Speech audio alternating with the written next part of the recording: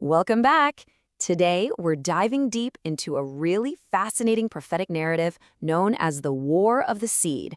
It's an epic story of conflict that starts in the heavens, plays out through deception here on Earth, and ultimately comes down to a question of spiritual loyalty.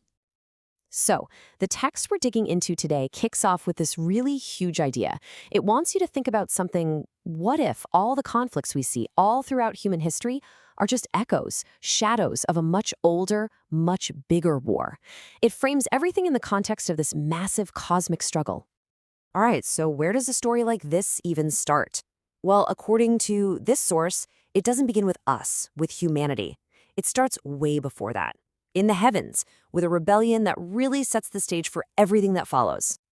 And the whole thing is really anchored in this one piece of scripture. It lays it all out pretty clearly. You've got two sides. On one, Michael and his messengers, and on the other, the dragon. And, well, the dragon side just wasn't strong enough. This is the story of a failed coup. But here's the thing, that fight in the heavens, it didn't just end there. The source material tells us that the losing side, that rebellious spirit, wasn't destroyed. It was just cast down. And now it's presented as this active force operating right here among us, usually in disguise. And what's so interesting is how this spirit is described. It's not some obvious, cartoonish villain. Nope, the source says it's much more subtle, weaving itself into the very fabric of our society. It hides inside the systems we trust the most: our governments, our religions, our economies, and even twist ideas we love, like liberty and knowledge, into tools of control. Okay, so now that this spirit of rebellion is on Earth, the whole game changes. The battlefield is here now, and the conflict gets a couple of new, really important symbolic players: the dragon and a figure known as the woman. This particular verse is absolutely key to understanding what happens next.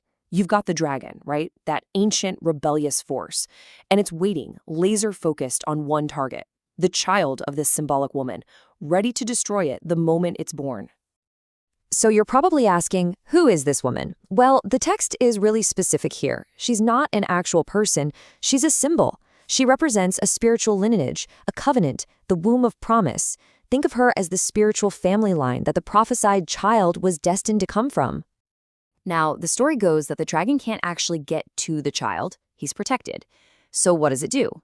It changes tactics. Its anger turns towards the child's followers, who are called the Remnant.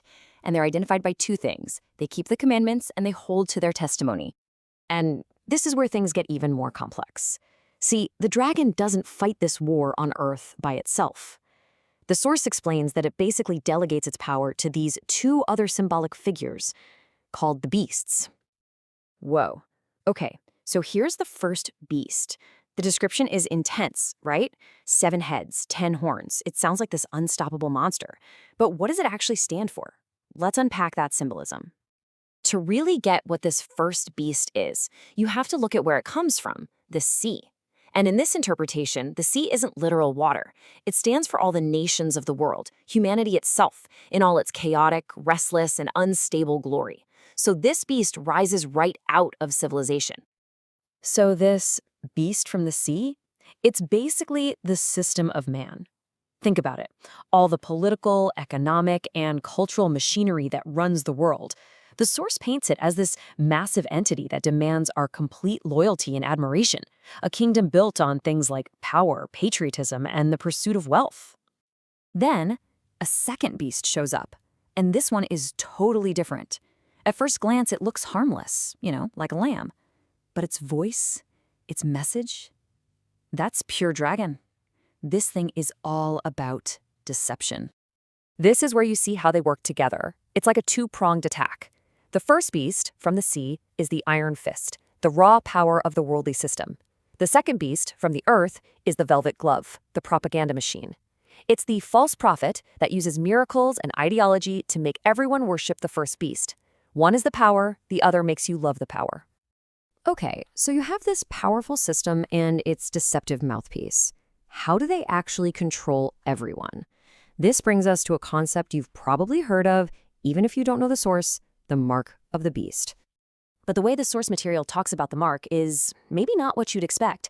It really pushes back against the idea that it's just a physical thing, like a microchip or a tattoo. Instead, it's presented as something much deeper, a spiritual agreement. It's the act of trading your allegiance, your very spirit, for the ability to survive and function in the beast's kingdom. So you've got this massive, all-encompassing system of control. It seems impossible to fight, right? Well, this is where the narrative pivots. It stops focusing on the power of the beasts and starts focusing on the resilience of the people who resist, the remnant. This line right here really sums up the final part of the story. It's not about fighting back with swords or guns. The virtues that matter now are endurance and faith. The whole struggle is framed as this ultimate test of spiritual stamina in the face of incredible pressure. And that's the absolute key difference, isn't it? The beasts use power, authority, and deception. But the remnant, according to this text, they're fighting a completely different kind of war, using completely different weapons. Their battle is fought on a spiritual and testimonial level. So how do they win? The text actually lays out this three-step game plan for spiritual victory.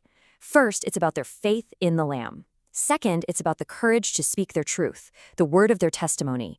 And third, it's a total commitment, a willingness to prioritize their spiritual integrity over their own physical lives. And right here, the tone of the source text just completely changes. It's no longer just explaining things. It becomes this powerful, direct call to action aimed at that remnant of Yahweh, which is one of the names used for God in this text. So when you boil it all down, the final warning is this.